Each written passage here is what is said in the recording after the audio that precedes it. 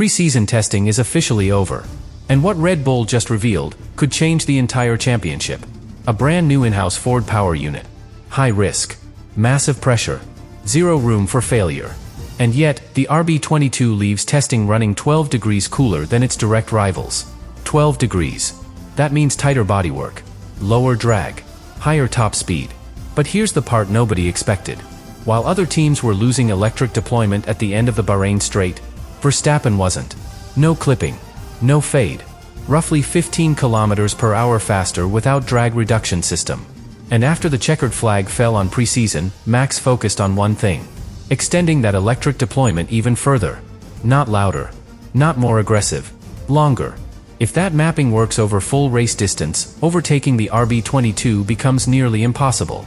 This is not a small upgrade. This is structural dominance. Stay with me, because what we're about to uncover explains why this advantage cannot be copied mid-season, and why the rest of the grid might already be chasing something they simply cannot rebuild in time. Now that preseason testing is finished, the illusion phase is over. No more controlled programs. No more sandbags. What we saw in Bahrain was not experimentation. It was calibration. Because while most teams were chasing headline lap times, Red Bull focused on something far more dangerous. Repeatable race pace. In Barcelona, the RB22 looked calm from the first run. No aggressive bouncing. No visible instability under braking. No awkward hybrid hesitation. Verstappen described the transition between combustion and electric power as almost seamless. That detail is critical. When a driver does not feel the energy switch, confidence increases. And confidence allows precision. Then came Bahrain. The hydraulic issue created noise. For hours in the garage. Rumors of vulnerability. Whispers about overtight packaging. Was the new Ford engine too ambitious? But the response erased doubt. The following day, Verstappen completed a race simulation with almost no lap time variation. Lap after lap, the car remained stable. No dramatic tire degradation.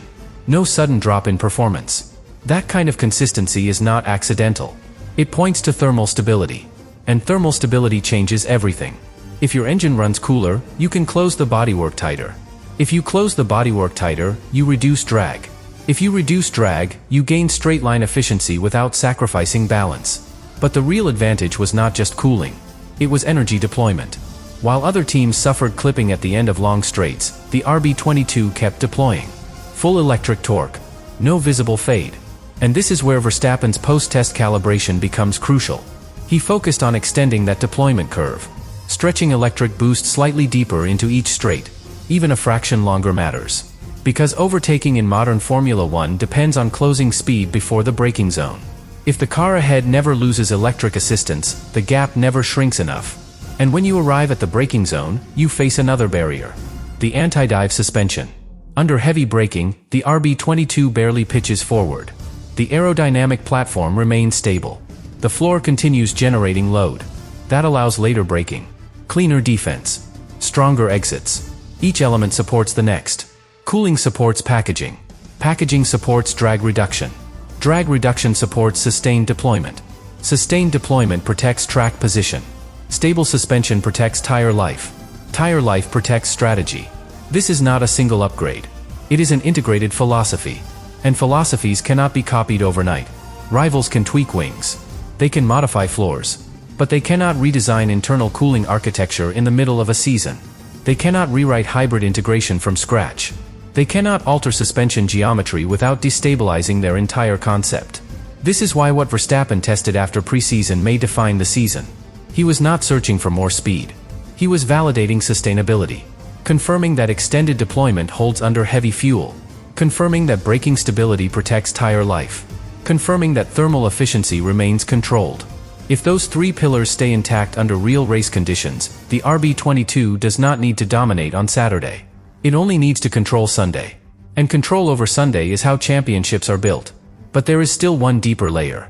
One subtle detail that could determine whether this advantage becomes untouchable or simply very strong. And that answer will only appear when the first race unfolds under real pressure. That deeper layer is psychological and strategic. Because once preseason ends, every team studies the same data. GPS traces, speed traps, sector comparisons. They all try to decode where the advantage is coming from. But what happens when the advantage is not one visible part? Not one obvious trick? but an invisible interaction between systems? That is the real danger. Imagine the first race weekend. On Friday, everyone runs similar fuel loads. The times look close. On Saturday, maybe another team grabs pole with a more aggressive engine mode. The narrative stays balanced. But Sunday exposes the truth. Heavy fuel, high temperatures, dirty air. That is where energy systems usually begin to clip. That is where cooling margins shrink. That is where tire degradation becomes unpredictable. If the RB22 exits the final corner on lap 10 with the same sustained electric boost it had on lap 2, if it defends without visible deployment fade, if its lap times remain stable while others fluctuate, then the rest of the grid faces a brutal realization.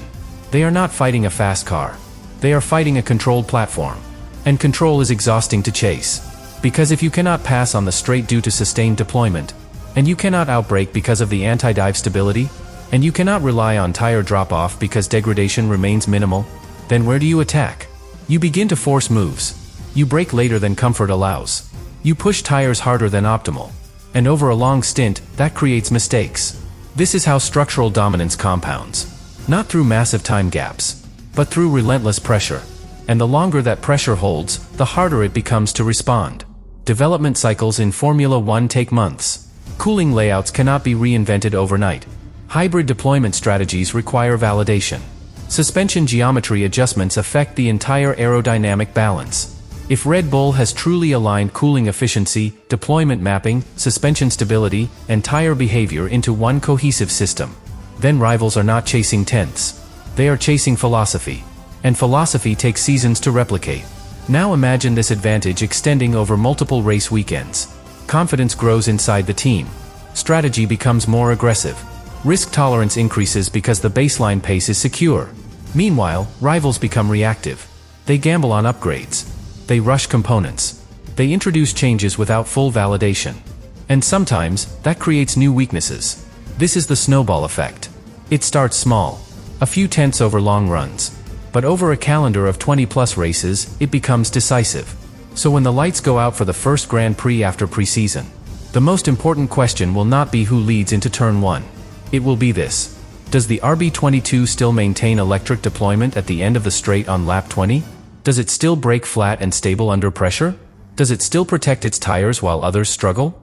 If the answer is yes, then what Verstappen validated after testing was not experimental. It was confirmation. Confirmation that Red Bull has built something integrated, sustainable, and extremely difficult to dismantle mid-season. And once that kind of foundation proves itself in real racing conditions, the rest of the grid does not just need upgrades. They need time. And in a championship fight, time is the one resource nobody can afford to lose.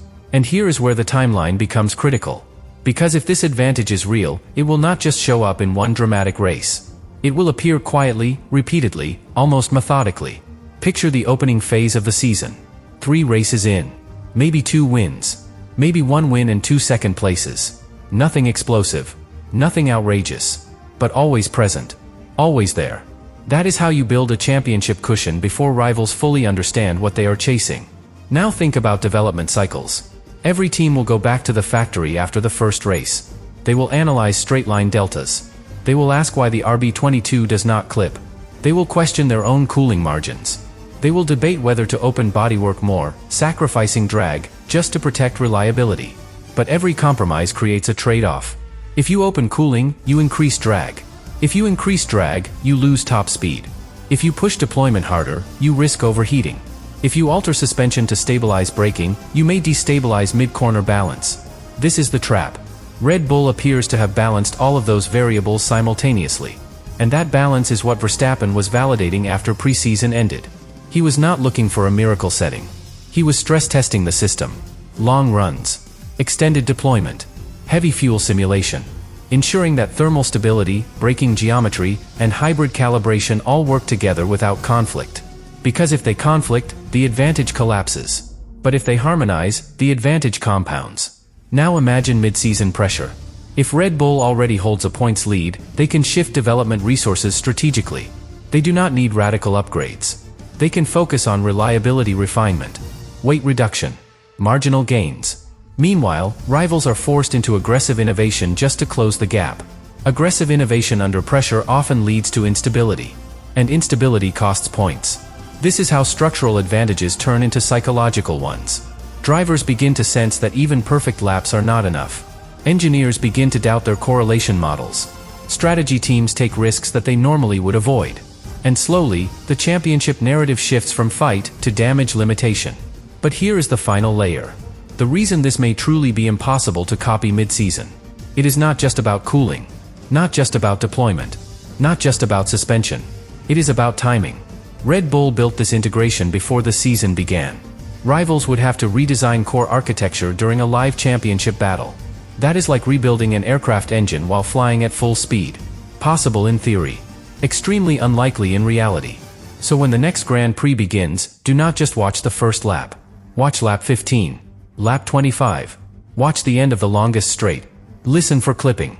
Look for instability under braking. Observe tire behavior in the final stint. Because if the RB22 remains composed, controlled, and relentlessly consistent, then the evidence will be undeniable. What Verstappen tested after preseason was not a tweak. It was the final confirmation of a system designed to dominate sustainably. And once sustainable dominance is established in Formula One, the rest of the grid does not simply need to improve. They need to reinvent. And reinvention takes time.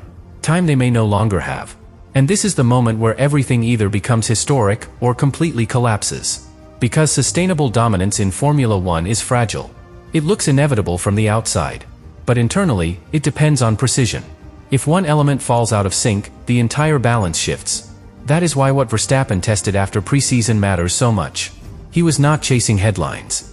He was chasing harmony. Engine temperature within a safe window. Energy deployment extended, but not overheated. Braking stability aggressive, but not tire destructive. Everything calibrated to operate at the edge, without crossing it. Now imagine the opening race. The lights go out. The field compresses into turn 1. Dirty air, turbulence, unpredictable airflow.